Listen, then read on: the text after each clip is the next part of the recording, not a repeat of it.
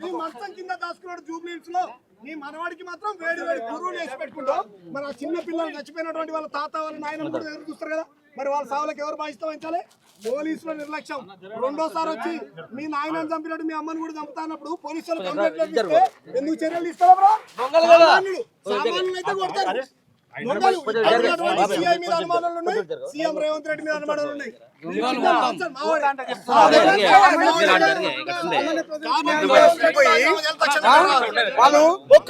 నిందితులను కాపాడే ప్రయత్నంలో పోలీసులు రేవంత్ రెడ్డికి అనుకూలంగా ప్రవర్తిస్తారంటే ఇక్కడ ఉన్న వాళ్ళంతా సామాజిక బాధ్యత కలిగినటువంటి వ్యక్తులండి. మేమంటే వీసీకే పార్టీ. పోలీసు వాళ్ళు మేము లోపలికి వెళ్తామంటే ఎందుకు పంపిస్తారని? ఆయన ఎవరో మరి ఎమ్మెల్యే గారు ఎంపీ గారు నాకు తెలియదు. ప్రజాప్రతినిధి ఎవరు వస్తారు ఇక్కడ ఉన్నటువంటి నీకు అనుకున్నాడు. వస్తూ ఆ ఊర్లో కారు పెట్టి ఆపిన 10 కిలోమీటర్ల దూరంలో ఎందుకని మీరు బ్యారిగేట్లు పెట్టి రావాల్సినటువంటి ప్రయాణికులకు ఇబ్బంది కలిగిస్తారు? ఈ రోడ్డు ఏమన్నా రేవంత్ రెడ్డి సొంతం ఆయన పేరు మీద రిజిస్ట్రేషన్ చేసుకున్నాడా? ఎందుకు రానియట్లేరు? మీ దొంగతనం బయటపడతానా? ఇక్కడ ఉన్నటువంటి సిఐ రెడ్డి, ఆ సీఎం రేవంత్ రెడ్డి, ప్రజలు మీరు కనుక ఇక్కడికి వస్తే మిమ్మల్ని చెప్పులు తీసుకొని అంటారు. మీ మనవాడికేమో వేడి వేడి పూరీలు వేసుకుంటూ పెడతాం. మరి 2 నెలల పసిపిల్లలు చచ్చిపోయారు, వాళ్ళ ప్రాణాలకు ఎవరు బాధ్యత వహించాలి? రేవంత్ రెడ్డి. ఫోక్సో కేసు నిందితున్నావు, 9 రోజులు దాచిపెట్టినావు. ఇక్కడ ఫోక్సో బాధితున్నావో నీ పోలీసు వాళ్ళు వాడిపైన తీసుకోవాల్సిన చర్యలు తీసుకోకపోతే ఏం చేసిండు వాడు? 11 గంటల నుంచి 1 గంట వరకు 6గురిని చంపిండంటే ఈ రాష్ట్రంలో లా అండ్ ఆర్డర్ ఏ విధంగా ఫెయిల్ అయిపోయిందో స్పష్టంగా కనపడతా ఉన్నది. రేవంత్ రెడ్డి నీకు సిగ్గు, శరం, ఇజ్జత్, మానం ఉంటే భద్రాచలంలో పోయి రాముల వారి మీద ఆన అంటున్నావు కదా, ఎస్ చేవెళ్ళ మీద ఆన. నెక్స్ట్ టైం నువ్వు కార్పొరేటర్ కాదు కూడా వార్డు నెంబర్ కూడా గెలవు. ఖబర్దార్, నిన్ను తెలంగాణ రాష్ట్ర ప్రజలు రోడిస్తారు. ఆ హోంశాఖ మంత్రి పదవి తీసేసి ఆ పక్కన వాళ్ళకి ఎవరికన్నీ నువ్వు దేనికి పనికిరావు. నువ్వు ఒక వేస్ట్ రేవంత్ రెడ్డివి. నీ మీద నిరుద్యోగులు, రైతులు, కార్మికులు, కష్టజీవులు, దళితులు, అరే పోలీసులు కూడా నీ మీద తిరగబడుతున్నారు. ఇంత ముందు వస్తుంటే అన్న ఎప్పుడు దిగిపోతే అప్పుడు మంచిగా ఉంటుంది అని పోలీసులు బాధపడుతున్నారు. మొత్తం యూనిఫామ్ వేసుకున్నాడు. ఇంత దుర్మార్గుడి నువ్వు ఒక ఫ్యూడల్ భావజాలం కలిగినటువంటి వ్యక్తివి. నువ్వు ప్రజాస్వామ్య ముఖ్యమంత్రి కాదు, ఆ కేసీఆర్ గడి దుర్మార్గుడు నువ్వు. కాబట్టి నువ్వు తక్షణమే రాజీనామా చేయాలి. ఆ చనిపోయినటువంటి కుటుంబాన్ని నువ్వు పరామర్శించాలి. లేకపోతే ఈ హత్యలో నీకు కూడా భాగస్వామ్యం ఉందని భావించాల్సి వస్తుంది. రాత్రి నుంచి ఇప్పటి వరకు కూడా వాళ్ళ ఆచూకు లభించట్లేదు, ఎక్కడ పారిపోయినా తెలియట్లేదు. పోలీసులు రేవంత్ రెడ్డి మంచం కింద దాచుకున్నాడని బక్క చేసిన చెప్పింది కదా. బండి భగీరథను 9 రోజులు విచారణ పేరుతో దాచిపెట్టింది ఎవరు? దాచిపెట్టింది ఎవరు? ఆయన దాచిపెట్టి రేవంత్ రెడ్డి. మరి ఫోక్సో నిందితుడు పట్టవాడు 11 గంటలకు వాళ్ళ ఇంటికి చొరబడి చంపుతుండే ఫోన్ చేయగానే పోలీసులు నిన్ను కాపాడటానికి ఇంటెలిజెన్స్ ఉంటుంది. నీకు భద్రత కల్పించడానికి పోలీసులు సెకండ్లు వస్తారు. రేవంత్ రెడ్డి వస్తుంది. మా సామాన్యులకు రక్షణ లేదా? సామాన్యుడు ఫోన్ చేస్తారా? 100 ఎవరి కోసం ఉన్నది? రేవంత్ రెడ్డి కోసం ఉన్నదా?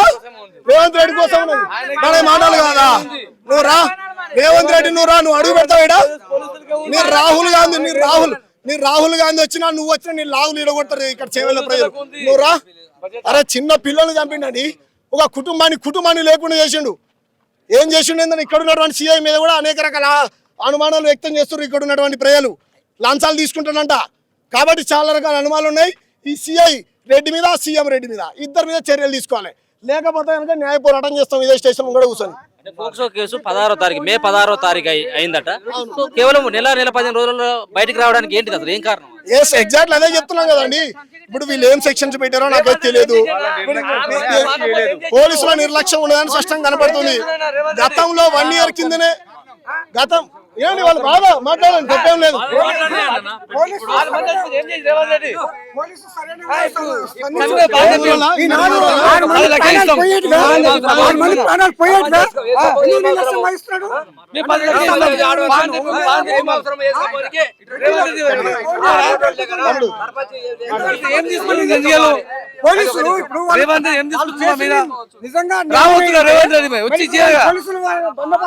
బయట రాజపెట్టి మొత్తం అన్ని రేవంత్ రెడ్డి అధికారంలోకి వచ్చిన 2.5 సంవత్సరాల్లో లా అండ్ ఆర్డర్ ఫెయిల్ అయిపోయింది, ఇంటెలిజెన్స్ ఫెయిల్ అయిపోయింది. గంజాయి ప్యాకెట్లు అమ్ముకుంటూ లావాదేవీల మధ్య వాళ్ళిద్దరికి ఏదో తేడాలు వస్తే హైదరాబాద్ శివార్లలో వాడి మర్మాంగాలు కోసిన తమ్ముడు ఒక కేసు చూసాం మనం. ఈ రోజు 11 గంటలకు నిన్న అర్ధరాత్రి ఇంటికి వచ్చి తెల్లవారిన దాకా 6గురిని చిల్ల పిల్ల కళ్యాణ్ చూడకుండా అందరు నరికి చంపాడు. లా అండ్ ఆర్డర్ ఫెయిల్ అయిపోయింది. హోం శాఖ మంత్రి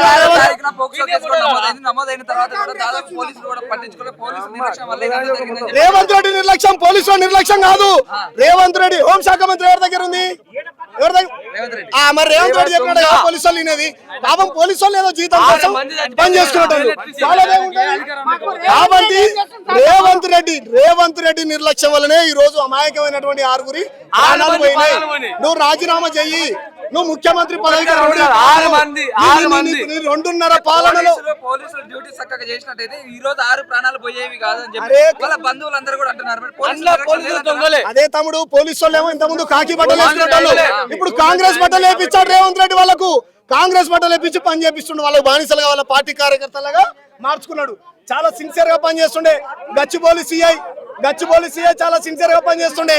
ఆయన ఏం చేసిండో, పొంగిలేటి శ్రీనివాసరెడ్డి ఆయన భూ కబ్జాలు చేసిండని ఆ సిన్సియర్ సిఐ ఆయన మీద కేసు పెడితే ఏం చేసిండు, ఆ సిన్సియర్ సిఐని ట్రాన్స్ఫర్ చేసిండు. అంటే న్యాయంగా ధర్మంగా పనిచేసేటువంటి పోలీసులను ట్రాన్స్ఫర్ చేస్తారు. ఓకేనా?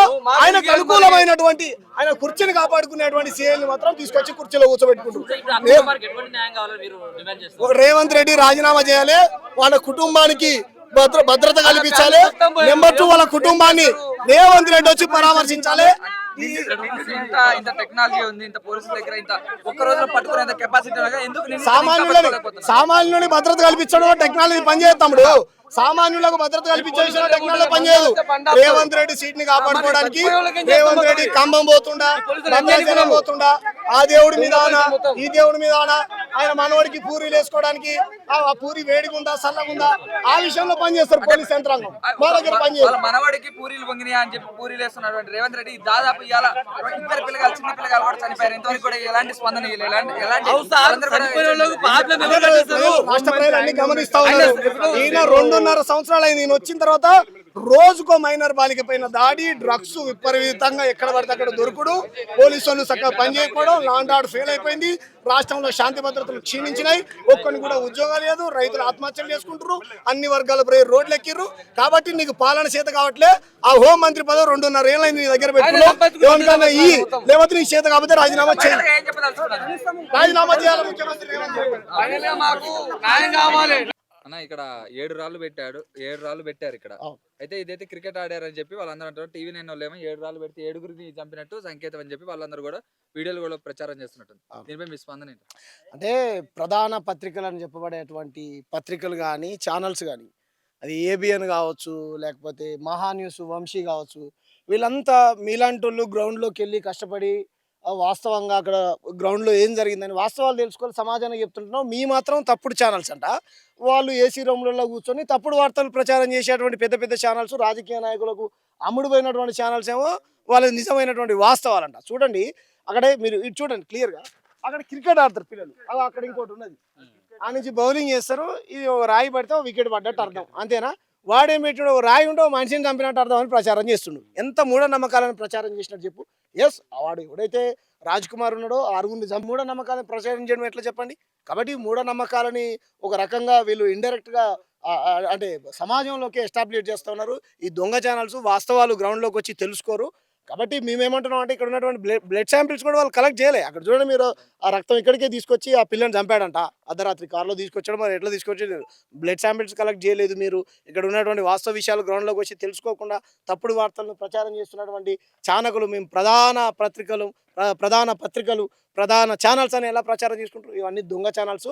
వాస్తవాలు ఏంటో మేము చెప్తా ఉన్నాం. వాడు అక్కడ 3 చంపిండు, ఇక్కడ 3 చంపిన వాస్తవం. అది పిల్లలు ఆడుకునేటువంటి పెట్టుకోవడానికి, క్రికెట్ ఆడుకోవడానికి పెట్టుకునేటువంటి రాళ్ళు అవి నమ్మకండి మీరు. ఇది జరిగినటువంటి వాస్తవం ఇక్కడ. ఏంది ఇప్పటి వరకు కూడా దొరకలేదు. ఎటువంటి శిక్ష పడాల్సిన అవసరం ఉంది? 6గురు, అవును, దాంట్లో 2 చిన్న పిల్లలు. అవును, అంటే స్పష్టంగా బ్రదర్ ఇప్పుడు అక్కడ కూడా మనం మాట్లాడాము.